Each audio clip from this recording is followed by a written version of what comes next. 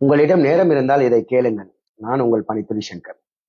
ஒரு முறை ஒரு சென் துறவியை வந்து இந்தியாவில் உள்ள ஒரு காலேஜுக்கு வந்து சிறப்புரையாற்றுவதற்காண்டி கூப்பிட்டுருந்தாங்க. அது என்ன டைட்டில்னு பார்த்தீங்கன்னா, எவ்வளவு இக்கட்டான சூழ்நிலையிலையும் கோபப்படாம மனசை கண்ட்ரோல் பண்ணி எப்படி அந்த விஷயங்களை சமாளிப்பது அப்படிங்கிற தலைப்புல பேசணுங்கிறக்காண்டி அந்த ஜென் துறவியை வந்து கூப்பிட்டுருந்தாங்க.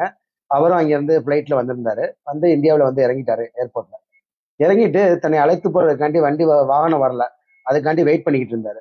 திடீர்னு அப்ப பாத்தீங்கன்னா ஒரு 7-8 கார்ல வந்து ஒரு மிகப்பெரிய பிசினஸ் மேன் வந்து ஏர்போர்ட்ல இறங்குறாரு. அந்த இடமே மிகப்பெரிய பரபரப்பா இருக்கு. பாத்தீங்கன்னா வந்து இறங்குனதுல இருந்து அவர் மிகப்பெரிய டென்ஷன்லயே இருக்காரு. பயங்கர கோபம், எல்லாத்தையும் கத்திக்கிட்டு இருக்காரு. என்னன்னு தெரியல. திடீர்னு பாத்தீங்கன்னா போர்டிங் போடுறதுக்கு முன்னாடி அவருக்காண்டி அவருடைய லக்கேஜ் எல்லாம் சிறப்பா எடுத்து போறதுக்காண்டி ஒரு வேலையாளர் ஒரு ஆளை வந்து நியமிச்சிருந்தாங்க. அந்த பையனும் வந்து அவருடைய பேக் எல்லாம் கலெக்ட் பண்ணிட்டு, சார் வாங்க அப்படி இப்படின்னு வணக்கம் அப்படிலாம் சொல்லிட்டு இருந்தான். அவன் வந்து சொல்லிக்கிட்டு இருக்கான். அப்படி இருந்தும் அவன் மேல எல்லாம் பயங்கர கோபத்துல கத்திக்கிட்டே இருக்காரு இந்த பிசினஸ் மேன். இவருடைய தப்பு, தாமதமா வந்துட்டாரு. ஆனா என்னன்னு தெரியல, அந்த பையனை அந்த அளவுக்கு திட்டுறாரு. அப்படி இருந்தும் அந்த பையன் சிரிச்சுக்கிட்டே ஓகே சார், ஓகே சார், எதுவுமே எதிர்த்து கூட பேசாம அந்த லக்கேஜ் எல்லாம் கொண்டு போய் போர்டிங் போடக்கூடிய இடத்துல வந்து வச்சுட்டு எல்லாத்தையும் பண்ணி அனுப்பி விடுறான். அப்படி ஓகே வச்சுட்டேன்னு சொல்றான். திருப்பியும் அந்த பையனை திட்டுறாரு. இதையெல்லாம் அந்த ஜென் துறவி பார்த்துக்கிட்டே இருக்காரு. என்னடா இந்த மனுஷன், அவர் வந்தது லேட்டா வந்தாரு, இந்த பையன் உதவி பண்ணதான் போறான், அப்படி இருந்து அவனை போய் இந்த அளவுக்கு திட்டுறாரு. ஆனா அந்த பையன் கொஞ்சம் கூட தன்னுடைய கோபத்தை காட்டவே இல்லையே அப்படின்னு மிகப்பெரிய ஆச்சரியம். நம்ம போய் இருந்து சிறப்புரையாக ஆற்ற போறதே வந்து இக்கட்டான சூழ்நிலையிலையும் இந்த மாதிரி பிரச்சனைகள் வரும்போதெல்லாம் எப்படி மனசை வந்து ஒருநிலைப்படுத்தி கோவப்படாம இருக்கணுங்கிறது தான். ஆனா இந்த பையன் வந்து உண்மையாவே நேச்சுரலாவே நம்ம கண் முன்னாடியே இவ்வளவு ஒரு பிரமிப்பா கோவமே படாம இருக்கானே, எப்படி இது சாத்தியம்? சரி அந்த பையன்கிட்டே கேட்டுடலாம் அப்படின்னு சொல்லிட்டு அந்த பையனை கூப்பிட்டு கேட்கிறாரு.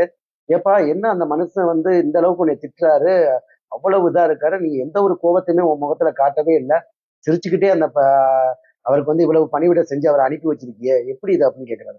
இல்லையா என்னுடைய கோபத்தை நான் என்னுடைய முறையில காட்டினேன் அப்படின்னு சொல்றாப்புல. இல்லையே நான் பார்த்தேன் எந்த ஒரு கோபமும் இல்லை உங்க முகத்துல, புன்னகையோட தான் அந்த மனுஷன் எல்லா லாஸ்ட் வரைக்கும் அவரை வந்து அவருடைய லக்கேஜ் எல்லாம் அனுப்பி வச்சீங்க, எப்படி சொல்றீங்க நீங்க கோவப்பட்டீங்க அப்படின்னு. இல்லையா நான் கோவப்பட்டேன் அப்படிங்கிறாப்புல. இல்ல எனக்கு தெரிஞ்ச ஆனு சொல்லு அப்படின்னு சொல்லிட்டு அந்த ஜென் துறவி கேட்கிறாப்புல.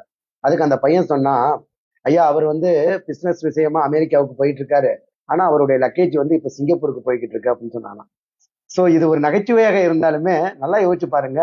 சில மனிதர்கள் இப்படிதான் புன்னகைத்துக் கொண்டே இருப்பார்கள். ஆனா அதுக்கு பின்னாடி மிகப்பெரிய பூகம்பம் இருக்கும். அதனால யாரையுமே நம்மளுடைய தவறை உணர்ந்து நாம் சிலர் மேல வந்து அனாவசியமா நம்மளுடைய கோபங்களை காட்டினோம்னா அதனுடைய விளைவுகள் மிகப்பெரிய பிரச்சனையில கொண்டு போய் நிப்பாட்டும். அதனால இந்த மாதிரி விளைவுகளை நீங்க சந்தித்திருந்தாலோ அல்லது தேவையில்லை